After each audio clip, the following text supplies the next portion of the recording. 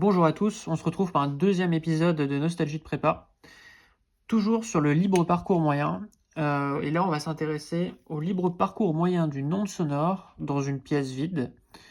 Et le but, c'est de montrer que, en fait, ce libre parcours moyen de l'onde sonore dans une pièce vide, de volume V et de surface S, en fait, ça ne dépend, via une constante numérique, qui ici est égale à 4 dans la plupart des cas, que du rapport entre le volume de la pièce et sa surface.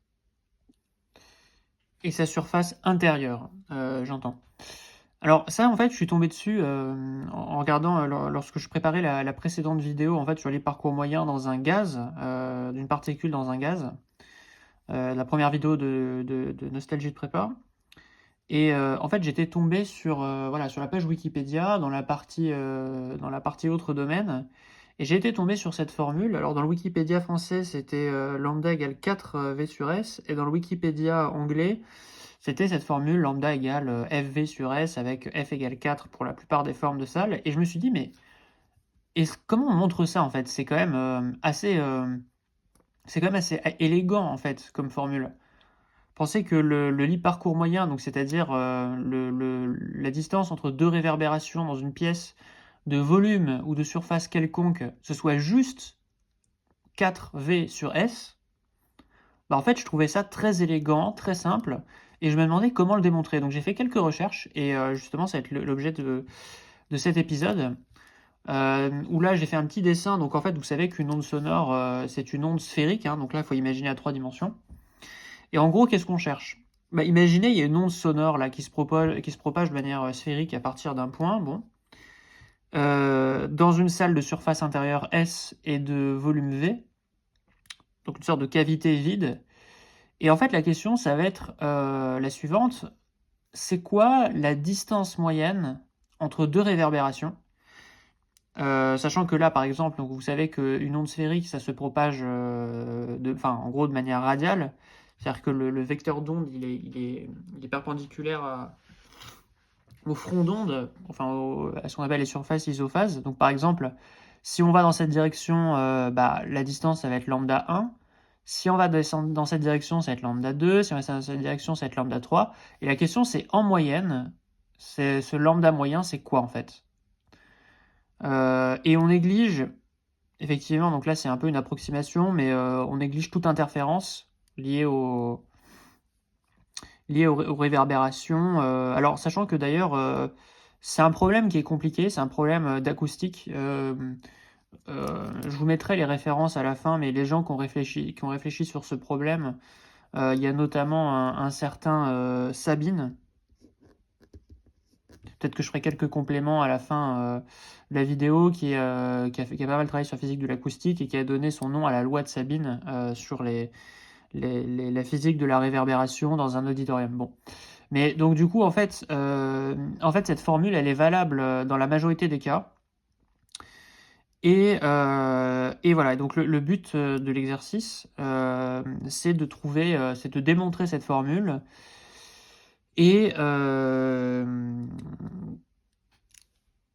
Et en fait, il y a plusieurs manières de le démontrer, parce que j'ai cherché quelques papiers différents, donc je vous présenterai les sources. Mais on va retenir une méthode qui est assez intéressante. Il y a au moins deux autres méthodes dont j'ai pas trouvé la source sur internet, mais en gros, apparemment, il y a une manière de faire qui est de faire une moyenne sur les. Enfin, en gros, c'est à peu près ça, hein, l'idée de moyenner sur les différents lambda et de faire la moyenne. Il y a un autre physicien autrichien du début du XXe siècle qui a utilisé la théorie cinétique des gaz, donc un peu comme l'épisode précédent, pour trouver le lit parcours moyen. Je ne sais pas du tout comment c'est possible juste avec une onde, mais j'ai vraiment pas trouvé la source. Et là, la méthode que je vous propose, donc c'est une méthode aussi trouvée au XXe siècle, et qui est assez intéressante, et qui, je pense, ça peut, enfin, à condition de détailler les différentes questions, ça peut être un exo de physique de concours, hein. Ça, il n'y a aucun problème. C'est pas tout à fait abordable. Donc commençons. Donc, comment est-ce qu'on fait ici pour trouver le libre parcours moyen d'une onde sonore dans une pièce vide, donc entre deux réverbérations?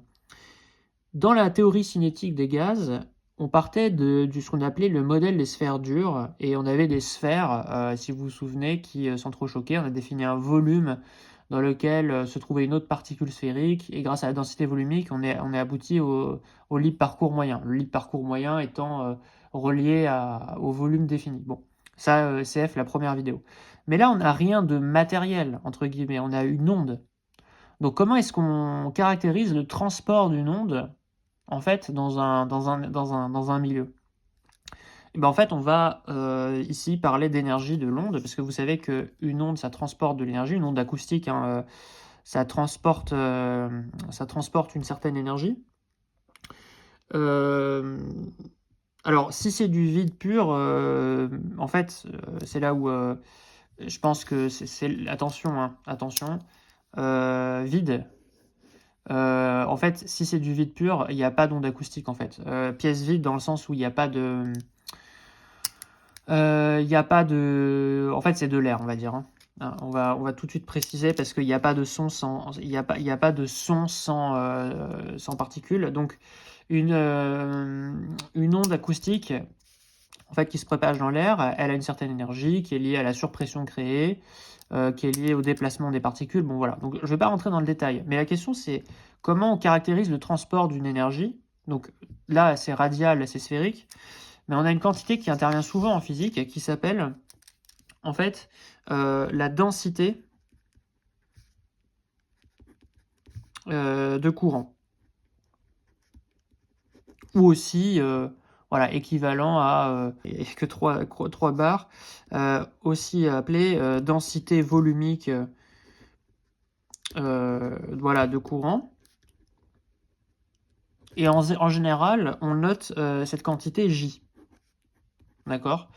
Et J, en règle générale, en fait,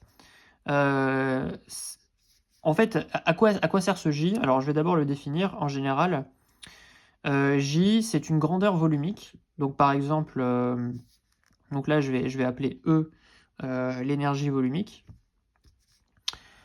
fois, en fait, la vitesse.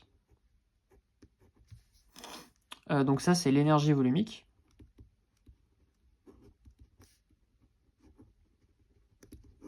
Et ça, c'est la vitesse. Bon. Et en fait, J, il a une propriété assez intéressante. C'est que... et on va prendre une autre feuille pour caractériser à quoi sert J. En fait, ce qui se passe, c'est que si vous prenez en fait un élément de surface ds, et que vous avez un truc qui arrive comme ça, vous avez un courant d'énergie, ça peut être de l'énergie, mais on verra que ça peut être autre chose. En fait, l'énergie, si vous voulez, DE, donc énergie traversant ds pendant dt, en fait, ce truc-là, c'est égal à J scalaire ds dt. Donc en fait, ça c'est un débit d'ailleurs, du coup ça c'est un débit. J scalaire ds, c'est un débit ou un... Voilà, c'est un débit.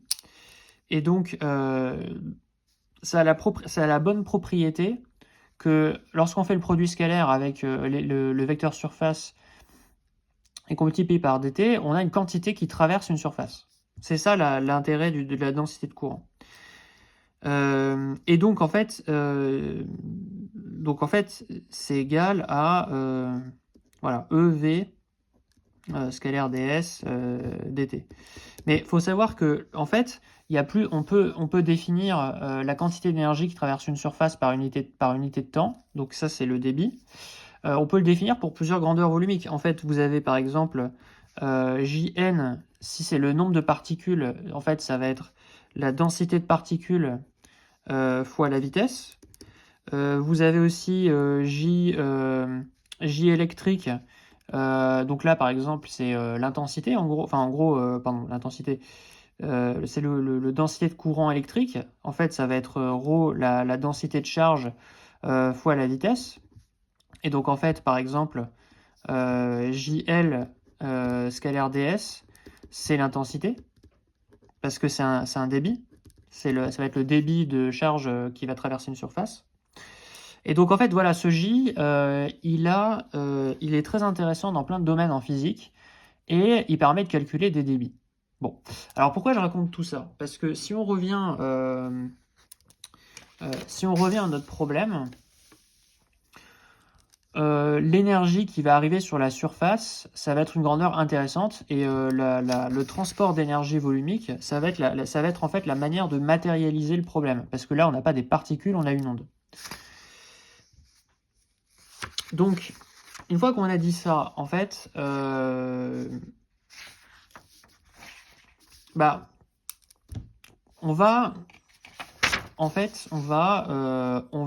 trouver d'abord une première partie de la formule, tout sauf la constante numérique, de manière assez simple, vous allez voir, et ensuite on va calculer la constante numérique de manière un peu plus, ça va être un peu plus compliqué, mais déjà pour comprendre pourquoi ça dépend de V sur S. En gros, si on applique en fait exactement ce que je viens de dire, c'est-à-dire J scalaire ds sur la surface S de manière naïve, je vais expliquer pourquoi c'est de manière naïve ensuite. En gros, ce qui se passe, c'est que l'énergie arrivant sur la surface S sur S pendant dt, d'après ce qu'on a dit, en fait, c'est J fois S, très bien, dt, mais on va dire pendant dt, donc par unité de temps, hein, donc c'est J fois S. Et ça, c'est, comme on l'a vu, c'est l'énergie volumique, E fois la vitesse. Donc on va dire que la vitesse V, en fait, hein, c'est C fois ER, hein, c'est une vitesse radiale, et C, c'est la vitesse du son. Bon, donc E fois C fois S. Donc ECS, c'est l'énergie qui arrive sur la surface S pendant dt. Ok? Et la deuxième chose qu'on peut dire, c'est que, et c'est là où on fait intervenir le libre parcours moyen, quelle est finalement l'énergie énergie qui a arrivant sur S, pas pendant dt, mais pendant tau, tau étant le temps entre deux chocs, entre deux réverbérations.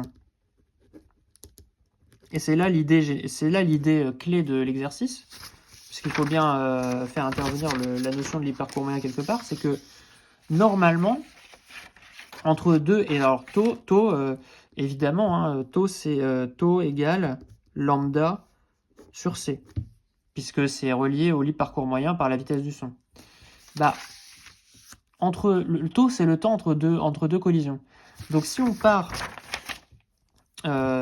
part de t égale 0 et qu'on attend tau, en gros, la surface S, elle va récupérer toute l'énergie qui est contenue dans la cavité.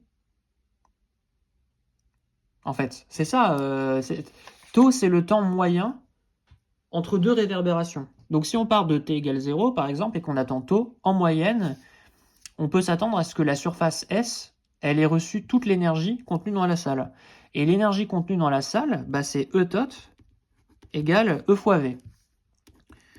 Et je vais prendre une approximation, c'est que énergie volumique, en fait, pour tout x, y, z, t, E, x, y, z, t égale E égale constante.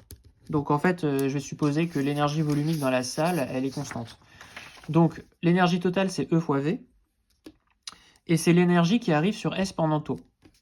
Donc qu'est-ce que ça veut dire? Ça veut dire qu'en fait, si on égalise ces deux taux, en fait, ces deux débits, En dt, ça reçoit ECS, et en taux, ça reçoit EV. Donc dt égale 1 seconde. Donc ça veut dire qu'en fait, si j'égalise en fait ces deux taux, bah, j'ai ECS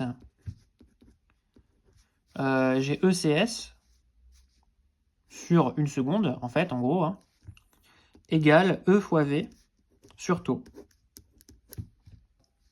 C fois S égale E fois V, égale V sur taux. Donc, or, taux, on a vu que taux, c'était lambda sur C, où lambda, c'est le débit parcours moyen. Donc, C fois S est égal à CV sur lambda. Hop.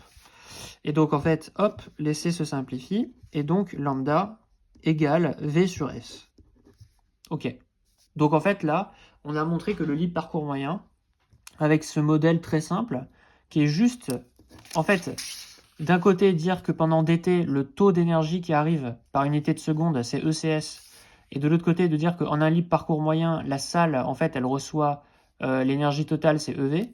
En égalisant les deux taux, on aboutit au fait que le libre parcours moyen, en fait, c'est le rapport du volume et de la surface. Donc déjà, si vous voulez, en faisant ça, on a fait l'essentiel de la formule, mais pas l'essentiel de l'exercice, parce que tout le problème, ça va être de montrer que c'est pas juste V sur S, c'est KV sur S ou K environ égal à 4. Enfin, avec ce modèle-là, on va tomber sur 4, mais il y a une constante numérique.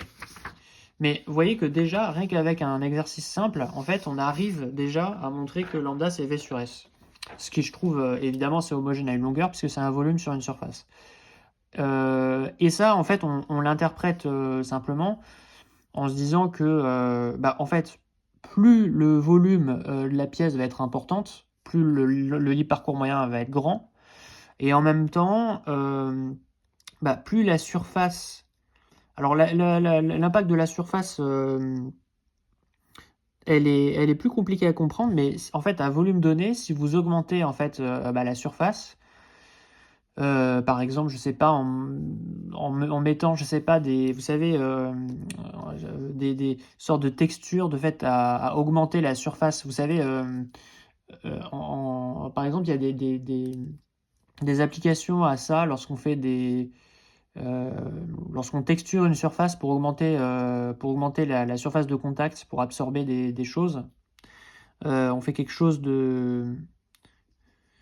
Il faudrait que je regarde, mais en fait, vous pouvez avoir un volume à peu près constant, mais en maximisant la surface. Mais en fait, si vous faites ça, il va y avoir plein de ricochets, en fait, quelque part.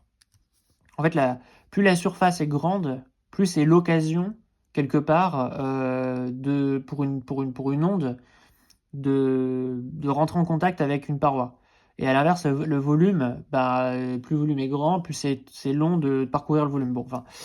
Donc voilà, c'est un peu l'interprétation physique, mais en tout cas, je trouve ça assez joli de trouver déjà que lambda, c'est proportionnel à V sur S, rien qu'en faisant ça.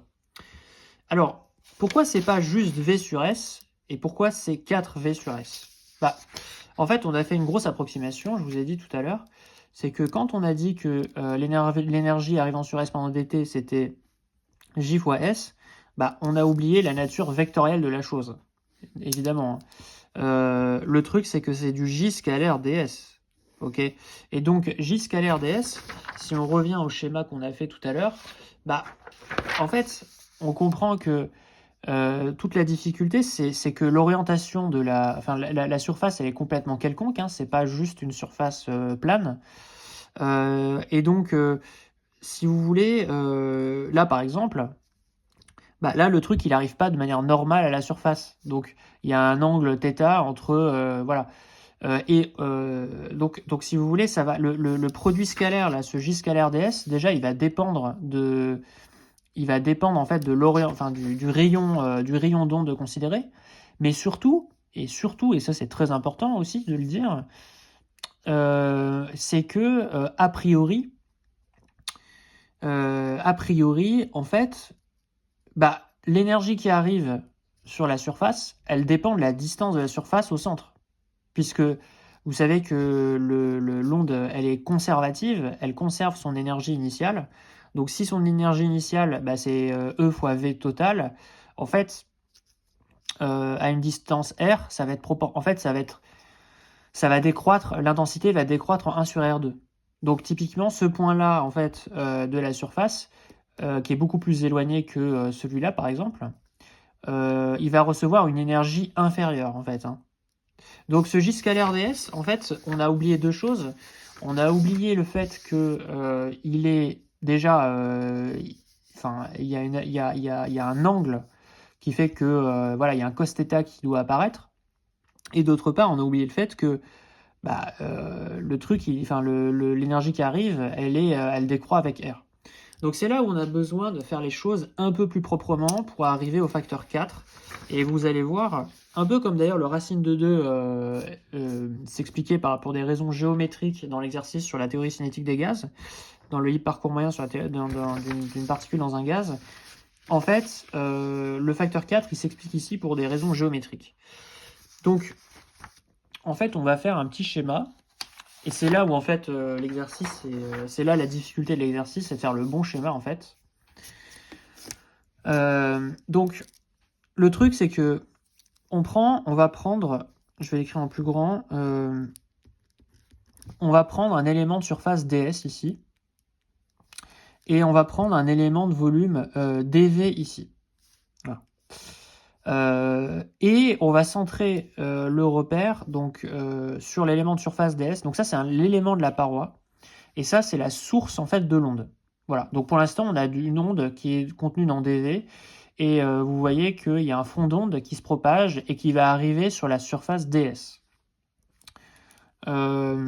Donc effectivement, vous comprenez déjà que l'idée, ça va être ensuite d'intégrer sur ds, ça va être d'intégrer sur θ, et effectivement d'intégrer sur r, qui est la distance entre l'élément de volume dv qui émet l'onde et la surface ds. Alors, déjà un petit commentaire. Déjà, faire le bon schéma, c'est super important ici, parce que si on ne fait pas le bon schéma, on peut pas faire le calcul, et c'est pour ça que c'est vraiment l'étape difficile de l'exercice. Pourquoi je centre en fait le repère sur l'élément de ds? Bah, parce qu'en fait, l'idée, quelque part, ça va être d'intégrer sur l'ensemble des volumes qui vont pouvoir émettre une onde interceptant ds. C'est ça le but de l'exercice, en fait. Le but de l'exercice, ça va être... On rappelle, hein, le but, c'est de faire quoi ici, hein? C'est vraiment faire quoi? C'est de trouver J scalaire ds, mais intégré sur toute la surface. Parce que ça, en fait, c'est l'énergie reçue par la surface totale pendant dt. Et donc, si on a ça, on peut remonter à lambda parce que, comme on l'a vu, le libre parcours moyen, il est relié à l'énergie totale dans la pièce. Puisque en taux, en fait, la surface totale, elle a reçu exactement l'énergie totale de la pièce. Donc, le but, c'est de trouver J scalaire ds avec de la géométrie en intégrant sur tous les θ possibles et en intégrant sur tous les r possibles. Et donc, si on fait ça, bah, il faut déjà se placer sur ds, en fait, se raisonner sur un élément infinitésimal de surface ds. Et comme le but, c'est de trouver l'ensemble des points qui vont émettre une onde, donc il peut être là, il peut être là, et donc là, voilà, il peut être en fait dans cet espace, bah, c'est logique de centrer sur ds et pas de centrer sur l'élément de dv. Voilà, donc déjà, c'est un peu la logique du schéma. Et θ, en fait, c'est l'angle entre bah, le rayon d'onde et la normale à la surface ds. Donc je vous ai dit tout à l'heure, commençons par le commencement. Je vous ai dit tout à l'heure, une surface, un bout de surface, elle va pas recevoir toute l'énergie. D'accord? C'est évident. Donc déjà, dans cet élément dv, en fait, il y a une énergie qui est EdV. Donc ça, c'est l'énergie dans dv. Ok? Un petit élément de volume dv. Ce truc-là ne va pas recevoir toute l'énergie de dv puisqu'il y a une dilution de l'onde. Donc en fait, si on représente en fait, le front d'onde ici, total, hop, on va faire ça. En gros, il va intercepter que cette partie-là, en fait, de toute l'énergie. Et toute l'énergie qui est contenue sur cette sphère, c'est exactement EdV par conservation de l'énergie. Et donc, ds, en fait, la fraction d'énergie qui va être reçue par ds, c'est exactement ds sur 4pi r carré, qui est la surface totale de la sphère. Donc déjà, énergie, commençons par le commencement. Énergie reçue par ds pendant dt, en fait, c'est qu'une fraction de l'énergie totale, donc c'est EdV, donc ça c'est l'énergie initiale dans le volume dV, fois une fraction qui est ds sur 4pi r carré. Et on y est presque, on n'est pas totalement au bout, il manque quelque chose. On se souvient que si on reprend ce qu'on s'est dit, l'énergie qui arrive, c'est J scalaire ds. Mais donc ici, J scalaire ds, donc là, on a un J. J scalaire ds, c'est cos θ. Enfin, c'est J scalaire ds, c'est J ds cos θ, d'accord? Donc il y a un cos θ du fait de l'inclinaison entre la normale à ds et... Voilà. Alors ça, c'est très simple à comprendre, hein. Si θ égale 0, il n'y a pas de cos θ, le truc il arrive de manière perpendiculaire. Et si θ égale pi sur 2, vous voyez que ds il va avoir aucune énergie. Donc la fonction trigonométrique pertinente, c'est cos θ. Donc l'énergie reçue par cet élément de surface ds pendant dt, c'est EdV fois ds sur 4pi r2 fois cos θ. Ok. Donc ça, c'est une première chose. Bon, il y a un truc qui nous plaît pas trop pour l'instant. Et d'ailleurs, vous devez vous dire, mais pourquoi on a défini ce dV? On a défini ce dV parce qu'en fait, on veut partir d'un volume, parce qu'on raisonne sur une énergie volumique, mais ce serait bien que ce dV-là, il soit exprimé en coordonnées polaires, en fait. Parce que ici, on est en coordonnées polaires. Donc comment on définit dV en coordonnées polaires? Bon. Donc c'est là où vraiment on commence à faire des choses géométriquement qui ne sont pas forcément évidentes, et il faut faire attention. Donc on s'est dit que donc il faut, en fait là c'est un dV. Bon, ce dV il est défini par une distance à r. Donc ce qu'on va faire, c'est que on va prendre dr. En fait on va prolonger ce rayon. Hop. Donc ça va être dr.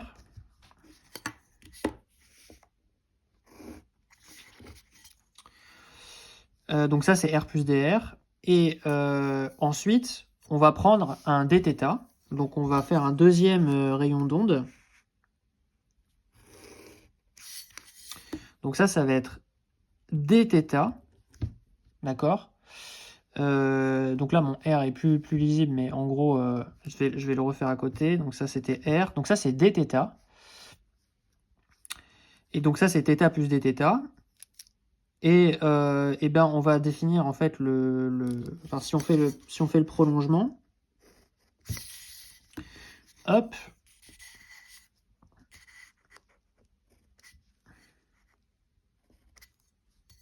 en fait, l'élément de volume qui nous intéresse, il est compris entre R plus dr et θ plus dθ.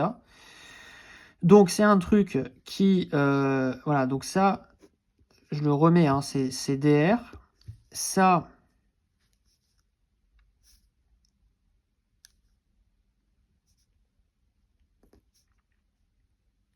en fait, c'est R dθ, d'accord? Ou R plus dr dθ, mais peu importe.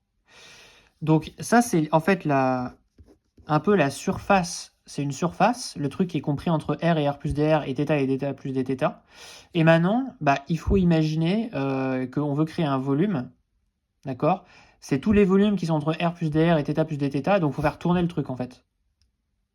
Et donc là, en fait, il y a une sorte de... Parce que si vous voulez, il y a aussi des gens qui sont à θ, c'est les gens qui sont ici en fait, hein. Donc en fait, le truc tourne. En fait, donc, le volume, si vous voulez,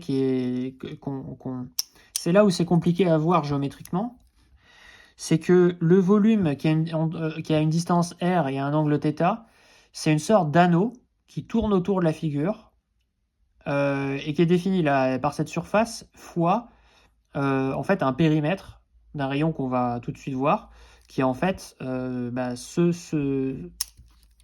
truc-là. Hein. C'est le rayon de... Voilà, c'est R sinus θ. Et en fait, ce truc-là, voilà, si vous voulez, c'est un truc, je ne sais pas très bien comment le représenter sans abîmer ma figure, mais il faut comprendre que, en gros, ça tourne, quoi. En gros, c'est un truc comme ça. Et là, il y a exactement la même chose. C'est-à-dire que si on fait exactement la même... Voilà, on fait la même chose ici. θ plus dθ, voilà, il y a exactement le même truc. On va faire ça comme ça. Tac, voilà. Et en fait, c'est un truc qui... Voilà. Si vous voulez, c'est ça le volume, en fait.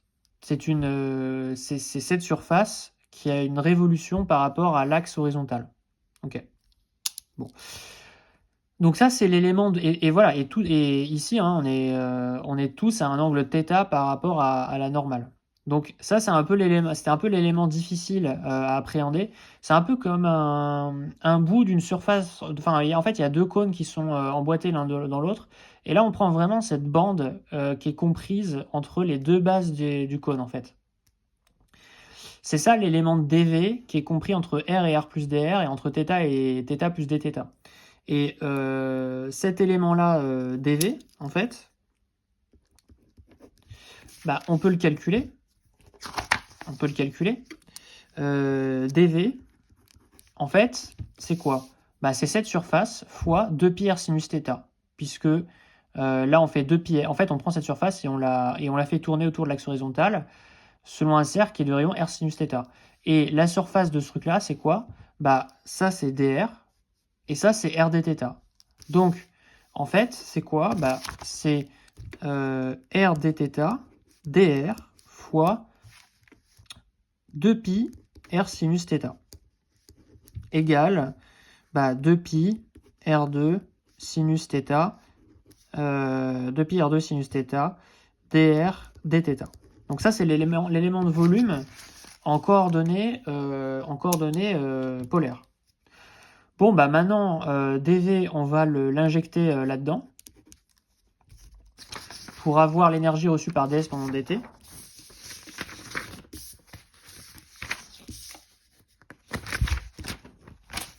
Donc, on reprend. Donc, je vais remettre ça là.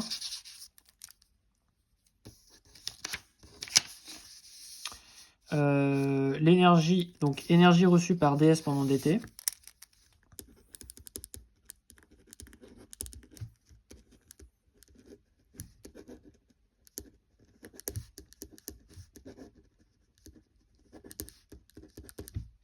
En fait, donc, on implémente ça.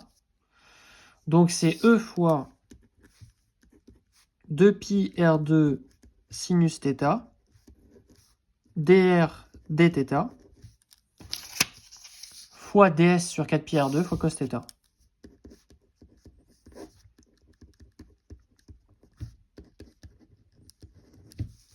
Voilà, donc, bon, donc si on simplifie tout ça, les pierres carrées s'en vont. Il y a un facteur 1,5 qui est c'est 2 divisé par 4. Hein.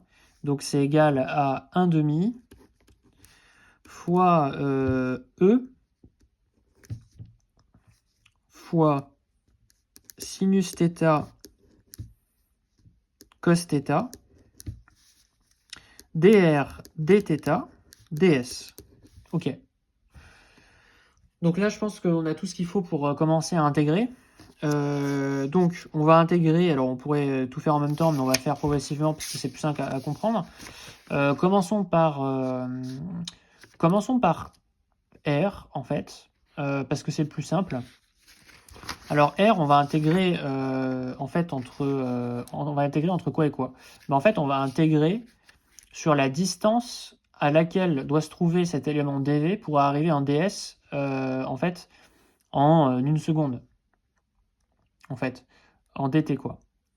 En fait, si vous voulez, pour arriver en 1 seconde, en gros, il peut être à r égale 0 ou presque, mais au maximum, il peut être à la vitesse du son, c. Parce qu'en fait, en 1 seconde, il peut être au maximum à c pour arriver sur la surface ds. Donc en fait, là, il faut intégrer en fait sur r entre 0 et c.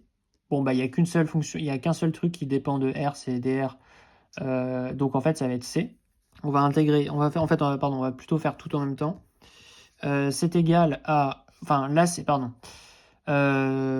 énergie reçue pendant ds pendant dt par dv.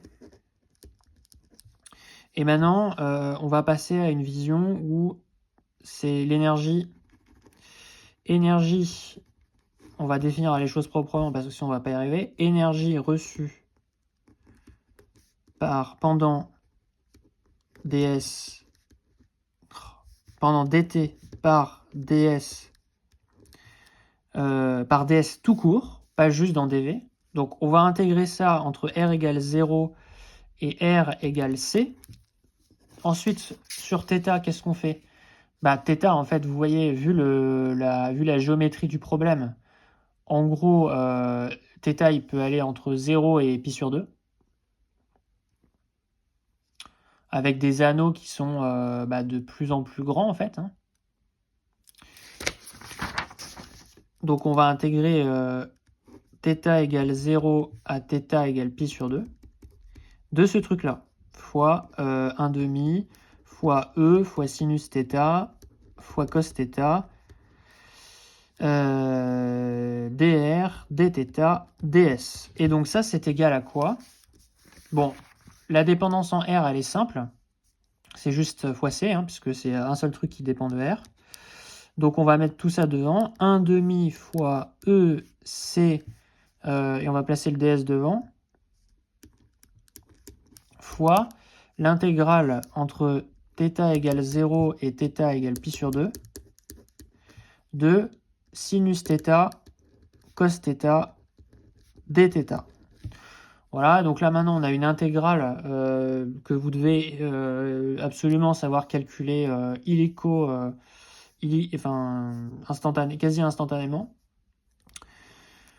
Donc ça c'est quoi? Bah en fait c'est du U', hein. Donc la primitive de U', c'est 1 demi de U2, avec U ici sinus θ. Donc en gros, puisque la dérivée de sinus θ c'est cos θ, donc c'est 1 demi de sinus carré θ entre 0 et pi sur 2.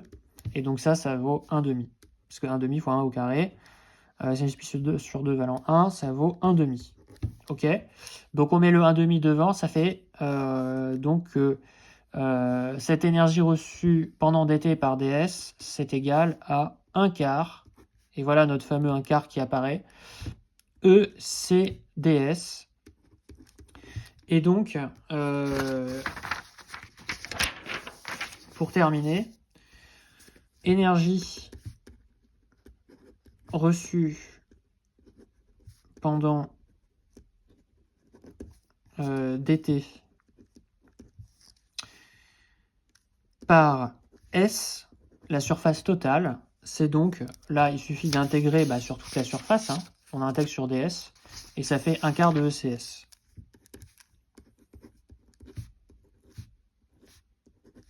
Voilà.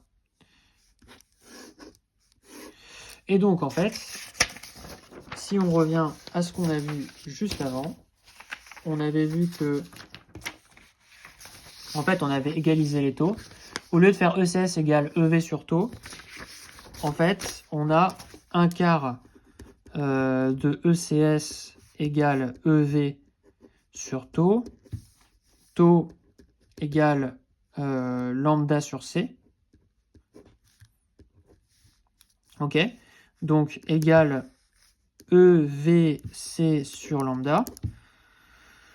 Donc les E s'en vont, les C s'en vont, et donc on arrive à S sur 4 égale V sur lambda, soit lambda égale 4V sur S. Et voilà. Est-ce que ce résultat n'est pas beau? Dire qu'en fait, le libre parcours moyen dans une cavité, d'une onde sonore, ça dépend juste du rapport entre le volume et la surface. C'est quand même assez stylé. Et donc lambda égale 4V sur S. Et voilà, ce sera tout parce que j'ai déjà été très long. Merci à tous.